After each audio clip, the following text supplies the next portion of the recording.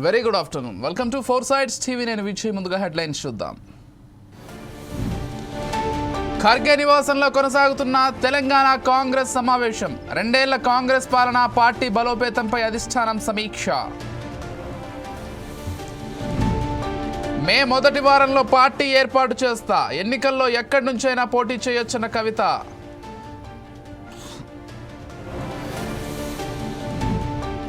ఉచితాల పేరుతో వృధా ఖర్చు, ఆర్థికాభివృద్ధికి ఆటంకం, అర్హులకు మాత్రమే పథకాలు అందాలన్న సుప్రీంకోర్టు. కర్రెగుట్టలో భారీ ఎన్కౌంటర్, 5 మావోయిస్టులు హతం.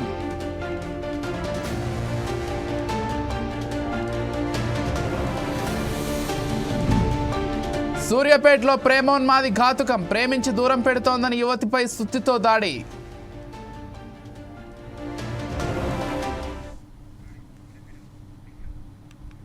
తెలంగాణ జాగృతి అధ్యక్షురాలు కల్వకుంట్ల కవిత తన కొత్త రాజకీయ పార్టీ ప్రకటనకు ముహూర్తం ఖరారు చేశారు.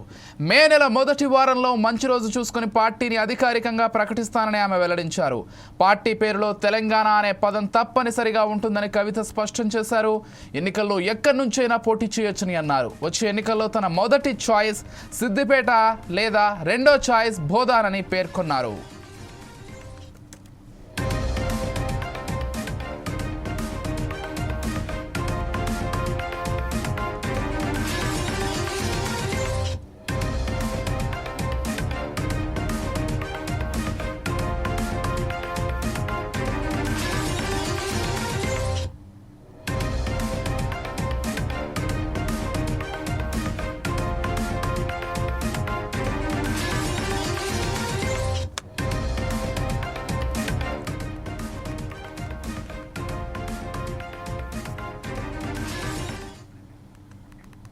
రైట్. తెలంగాణ జాగృతి అధ్యక్షురాలు కల్వకుంట్ల కవిత తన కొత్త రాజకీయ పార్టీ ప్రకటనకు ముహూర్తం ఖరారు చేశారు. మే నెల మొదటి వారంలో మంచి రోజు చూసుకుని పార్టీని అధికారికంగా ప్రకటిస్తామని ఆమె వెల్లడించారు. పార్టీ పేరులో తెలంగాణ అనే పదం తప్పనిసరిగా ఉంటుందని కవిత స్పష్టం చేశారు. ఎన్నికల్లో ఎక్కడి నుంచైనా పోటీ చేయొచ్చని అన్నారు. వచ్చే ఎన్నికల్లో తన మొదటి చాయిస్ సిద్దిపేట లేదా రెండో చాయిస్ బోధానని ఆమె పేర్కొన్నారు. ఇదే అంశానికి సంబంధించి మరింత సమాచారం అందించడానికి మా ప్రతినిధి లెనిన్ ఫోన్ ద్వారా సిద్ధంగా ఉన్నారు. చెప్పండి లెనిన్, అంటే బీఆర్ఎస్ నుంచి బయటకు వచ్చిన తర్వాత కవిత ఒకవైపు జాగృతి ద్వారా అనేక కార్యక్రమాలు నిర్వహిస్తూ వస్తోంది. మొన్నటి మున్సిపల్ ఎన్నికల్లో కూడా ఫార్వర్డ్ బ్లాక్ పార్టీకి ఆమె సపోర్ట్ చేయడంతో ఒక చోట కొంతమంది గెలిచారు. సరే, ఆ తర్వాత వారంతా కాంగ్రెస్లోకి వెళ్ళారు, అదంతా వేరే కదా. కాకపోతే కవిత ఒక కొత్త పార్టీ పెట్టబోతోందని అనేక రోజుల నుంచి రూమర్స్ వినిపిస్తున్నాయి. ఇప్పుడు స్వయంగా కవితే ప్రకటించారు. అయితే ఇక్కడ మరొక ట్విస్ట్ కూడా ఉంది. ఆమె హరీష్ రావు నియోజకవర్గమైనటువంటి సిద్దిపేట నుంచి కంటెస్ట్ చేసేటువంటి అవకాశం ఉందంటూ కూడా ఇప్పుడు పెద్ద ఎత్తున ప్రచారం జరుగుతోంది. అయితే ఇప్పటి వరకు కవిత వర్సెస్ హరీష్ రావు అనేది బ్యాక్ అండ్ గా ఉండేది. ఒకవేళ కవిత అక్కడి నుంచే పోటీ చేస్తే కనుక అంటే ఎలా ఉండబోతోంది ఈ పోటీ? అసలు కవిత పార్టీకి సంబంధించినటువంటి పూర్తి అప్డేట్స్ ఏంటి లెనిన్? విజయ్, ఏదైతే తెలంగాణలో మరో పార్టీ పురుడు పోసుకొని ఉందని మనం చెప్పుకోవచ్చు. ఏదైతే బీఆర్ఎస్ పార్టీని విడిచి కొత్త పంతాన్ని ఎంచుకున్నటువంటి కల్వకుంట్ల కవిత తెలంగాణ జాగృతి కార్యాలయంలో ఈరోజు ప్రెస్ మీట్ నిర్వహించారు. ఈ ప్రెస్ మీట్ అనంతరము తను కొత్త పార్టీ పెట్టబోతుందని చెప్పేసి కీలక ప్రకటన అయితే చేయడం జరిగింది. ఏదైతే రాజకీయ అస్తిత్వాన్ని, ఏదైతే తెలంగాణను ప్రతిబింబించేలా తన పార్టీ ఉండబోతుందని చేసి కవిత స్పష్టం చేశారు. ఏదైతే తెలంగాణ అనే పదం ఖచ్చితంగా తన పార్టీలో ఉంటుందని చెప్పేసి కూడా కవిత తెలపడం జరిగింది. మనం చూసుకున్నట్లయితే గతంలో ఏదైతే బీఆర్ఎస్ నుండి బయటికి రాగానే అనేక విమర్శలు చేయడం అయితే మనం చూసాము. ఏదైతే బీఆర్ఎస్ పార్టీ పైన కావచ్చు, అలానే బీఆర్ఎస్ పార్టీలో ఉన్నటువంటి కేటీఆర్, హరీష్ రావు, సంతోష్ రావు, అలానే కేసీఆర్ను టార్గెట్ చేసిన విషయం కూడా మనందరికీ తెలిసిందే. అయితే ఇదే నేపథ్యంలో కవిత అయితే కొత్త పార్టీ పెట్టబోతుందని చెప్పేసి కూడా స్పష్టం చేశారు. ఏదైతే తెలంగాణ ప్రజల ఆకాంక్షలకు అనుకూలంగా తెలంగాణ ప్రజలకు అది ఏదైతే వాళ్ళ ఆకాంక్షలను ప్రతిబింబించేలా తన పార్టీ ఉండబోతుందని చెప్పేసి కూడా చెప్పడం జరిగింది. ఏదైతే మే మొదటి వారంలో మంచి ముహూర్తం చూసుకొని పార్టీ పేరు ఖరారు చేయనున్నట్లయితే తెలిపారు.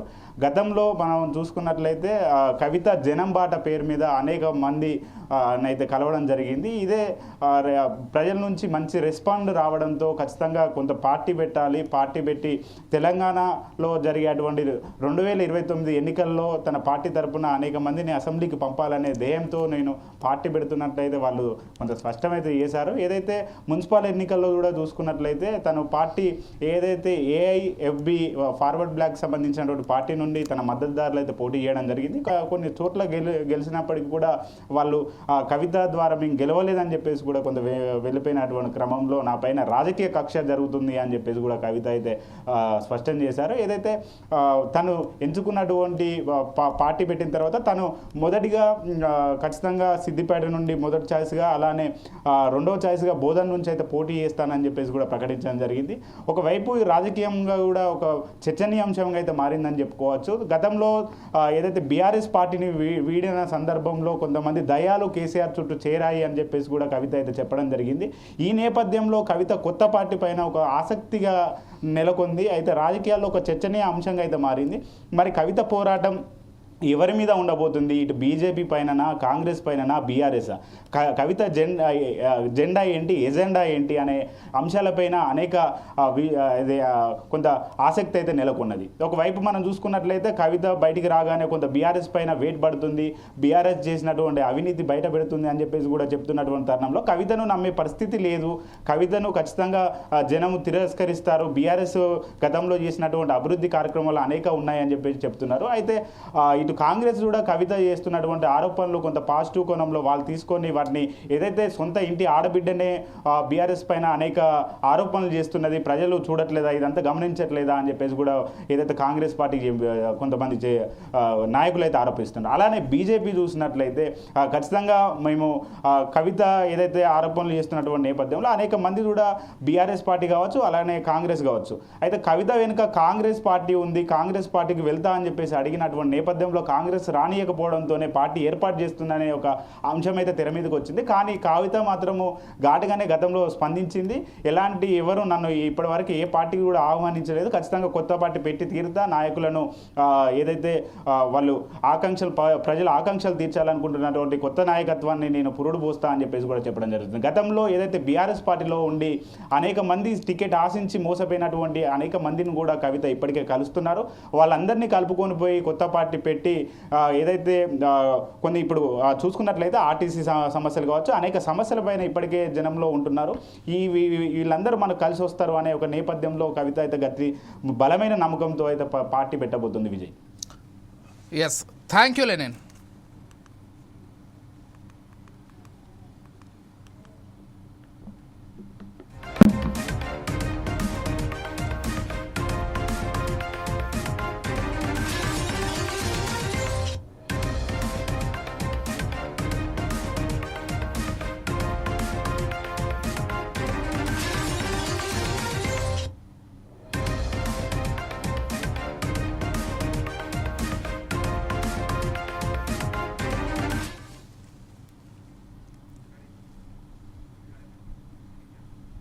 సీఎం రేవంత్ రెడ్డి నేతృత్వంలోని కాంగ్రెస్ ప్రభుత్వం ఏర్పడి 2 ఏళ్లు పూర్తయిన సందర్భంగా ఏఐసీసీ ఢిల్లీలో రాష్ట్రంలో పాలనపై రివ్యూ చేపట్టింది.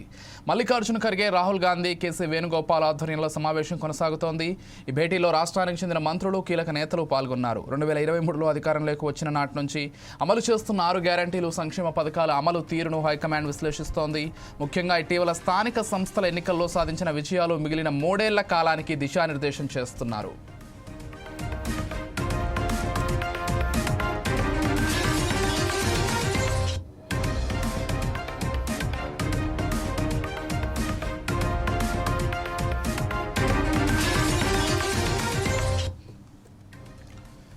మార్చి 16న జరగనున్న రాజ్యసభ ఎన్నికల నోటిఫికేషన్ విడుదలైన నేపథ్యంలో తెలంగాణ నుంచి ఖాళీ అవుతున్న స్థానాలకు అభ్యర్థుల ఎంపికపై ఈ భేటీలో ప్రాథమిక నిర్ణయం తీసుకోనున్నట్లుగా తెలుస్తోంది. సామాజిక సమీకరణాలు, పార్టీ విధేయతను పరిగణలోకి తీసుకుని అభ్యర్థులను ఖరారు చేసే అవకాశం ఉంది. నైని, బొగ్గుగని టెండర్ల ప్రక్రియలో అవకతవకలు జరిగాయంటూ ప్రతిపక్షాలు చేస్తున్న ఆరోపణలు కేంద్ర ప్రభుత్వం విచారణకు ఆదేశించిన నేపథ్యంలో రేవంత్ రెడ్డి హైకమాండ్కు వివరణ ఇవ్వనున్నారు. సీనియర్ నాయకులు, మంత్రుల మధ్య తలెత్తిన విభేదాలు, పార్టీ ఫిరాయింపుల విషయంలో పాత, కొత్త నాయకుల మధ్య ఉన్న అసంతృప్తిని పరిష్కరించడంపై ఏఐసీసీ ఇన్ఛార్జ్ మీనాక్షి నటరాజన్ ఓ నివేదికను ఇప్పటికే సమర్పించారు.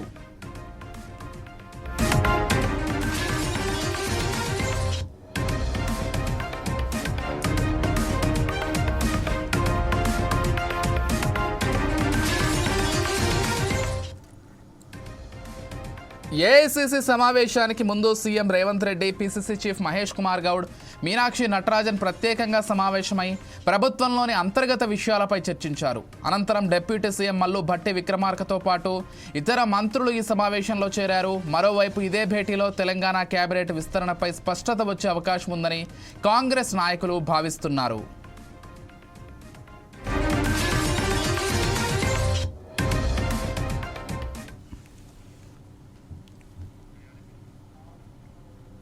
TPCC working president Jaggareddy Delhi బయలుదేరి వెళ్లారు. మార్చి 16న జరగనున్న రాజ్యసభ ఎన్నికల నోటిఫికేషన్ విడుదలైన నేపథ్యంలో జగ్గారెడ్డి పర్యటనకు ప్రాధాన్యత నెలకొంది. తెలంగాణ నుంచి రాజ్యసభకు 2 స్థానాలు ఖాళీ అవుతుండటంతో కాంగ్రెస్ సీనియర్ నేతలు విహెచ్ కుసుమకుమార్కి రాజ్యసభ అవకాశం ఇవ్వాలని జగ్గారెడ్డి కోరుతున్నారు. గతంలో వీరికి అవకాశం ఇవ్వాలని CM Revanth Reddy, PCC chief Mahesh Kumar గౌడ్కు ఆయన విజ్ఞప్తి చేశారు.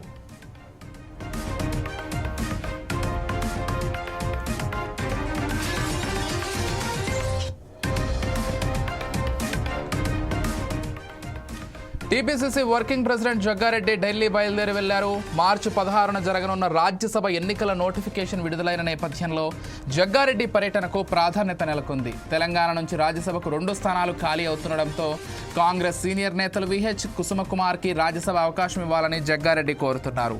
గతంలో వీరికి అవకాశం ఇవ్వాలని CM Revanth Reddy, PCC chief Mahesh Kumar గౌడ్కు ఆయన విజ్ఞప్తి చేశారు.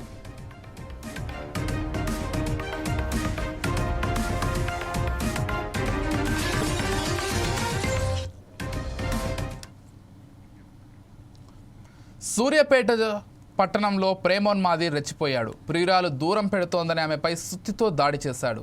స్నేహానగర్లో యువతి నివాసం ఉంటుండగా ఆమె ఇంట్లోకి దూరి తలపై సుత్తితో దాడి చేశాడు.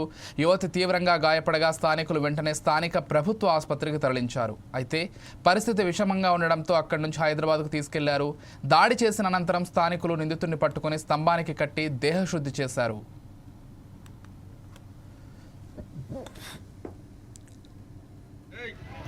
ఎట్లా తెలుసు అమ్మాయి? ఏ ఊరు అమ్మది? వీడికి ఎందుకు వచ్చింది? నీకు ఎట్లా తెలుసు వీడికి ఉందని? ఎన్ని రోజుల కింద వచ్చిన వీడికి? ఎందుకు కొట్టినావు? ఎవరిని? చదివించుకుంటే ఎవరెవరికి? వాళ్ళ కుటుంబానికి, మా కుటుంబానికి. మీది కాస్ట్ ఏంది? ఎస్సీ. ఏది మాలా? మాదిగా మాలా.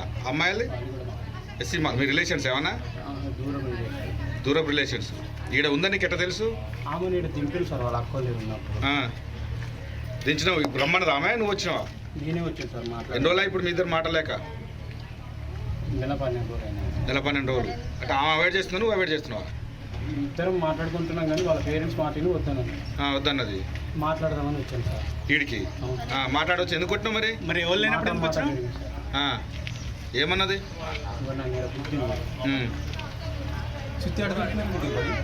ఏడగుద్దింది?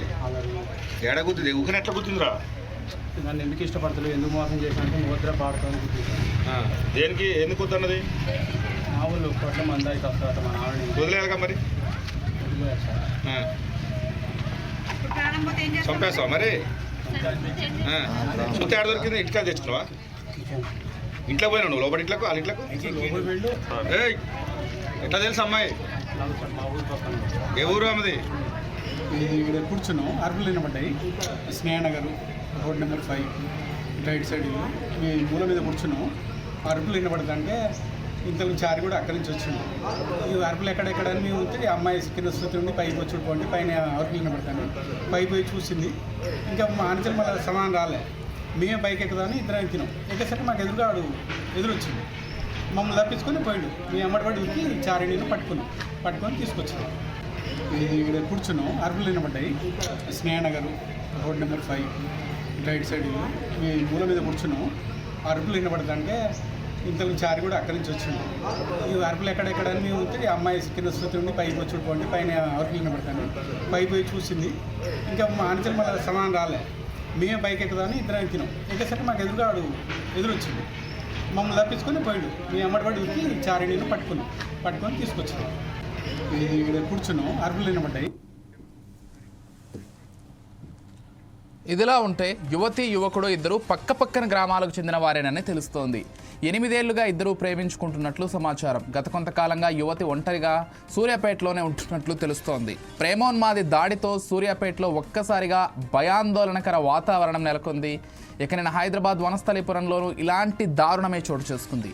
విడాకులు ఇచ్చి మరో పెళ్లి చేసుకుందామని మాజీ భర్త మహిళ నివాసానికి వచ్చి దాడి చేశాడు. తీవ్రంగా గాయపడిన మహిళ అక్కడికక్కడే మరణించింది. ఈ ఘటన మర్చిపోకముందే రాష్ట్రంలో మరో దారుణం చోటు చేసుకుంది.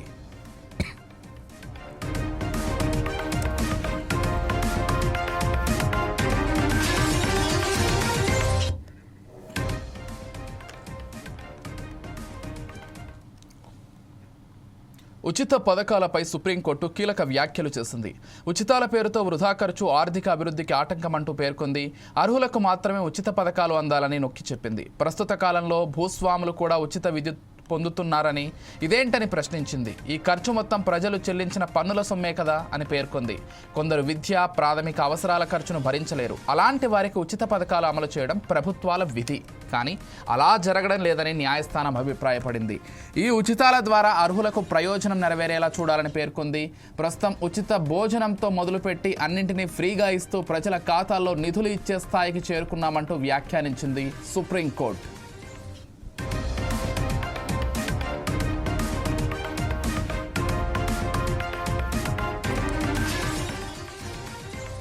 ప్రస్తుతం ఆర్థికంగా నష్టాల్లో ఉన్న రాష్ట్రాలు ఉచితాలు కొనసాగిస్తున్నాయి.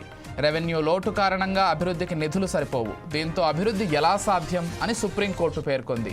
రాష్ట్రాల ఆదాయం, జీతాలు ఉచితాలకే సరిపోతుందన్నారు సిజేఐ.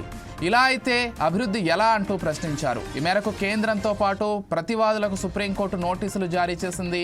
దీనికి 4 వారాల్లో సమాధానం చెప్పాలని ఆదేశించింది. ఎన్నికలకు ముందు ఇలాంటి పథకాలు ఎందుకు ప్రకటిస్తున్నారో మేము పరిశీలిస్తున్నామని ఈ సందర్భంగా సుప్రీంకోర్టు ధర్మాసనం పేర్కొంది. అన్ని రాజకీయ పార్టీలు, సామాజికవేత్తలు తమ భావజాలాన్ని పునఃపరిశీలించుకోవాలని సూచించింది.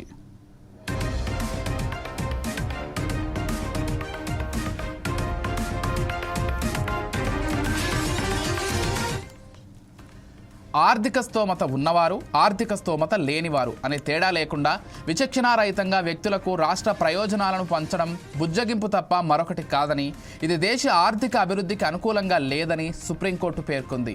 ఇటీవల ఎన్నికల్లో కొన్ని రాష్ట్రాల్లో ఏం జరిగిందో తనకు తెలుసని కోర్టు పేర్కొంది. అక్కడ ఎన్నికలకు ముందు అకస్మాత్తుగా సంక్షేమ పథకాలు ప్రకటించారు. ప్రత్యక్ష నగదు బదిలీ పథకాలను ప్రకటిస్తే ప్రజలు ఇకపై పనిచేస్తారా అని కోర్టు ప్రశ్నించింది.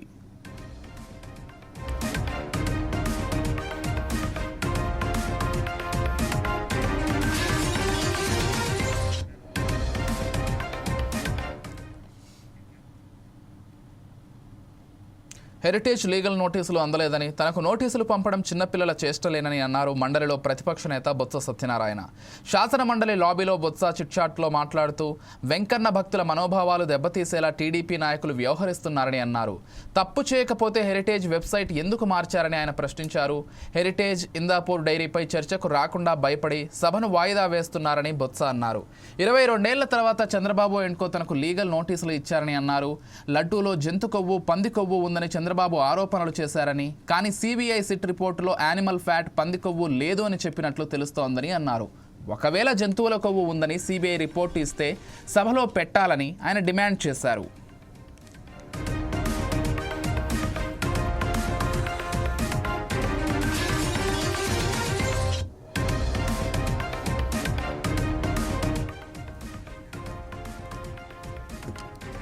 చంద్రబాబు కోట్లాది మంది భక్తులకు దేవదేవుడికి క్షమాపణలు చెప్పాలని అన్నారు. ఇందాపూర్ సంస్థ హెరిటేజ్కి కో మ్యానుఫ్యాక్చర్ సంస్థ అని టీడీపీ నేత కుటుంబరావే ఒప్పుకున్నారని, హెరిటేజ్ వెబ్సైట్లోనూ ఇవే వివరాలు ఉన్నాయన్నారు. శాసన మండలి జరగాలని ప్రభుత్వానికి ఉందా లేదా అని ప్రశ్నించారు.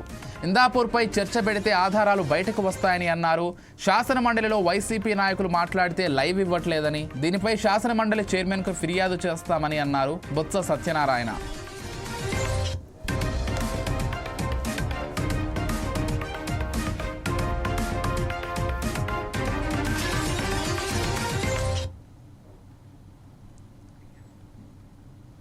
ఇవే bulletin updates. Keep watching 4 Sides TV.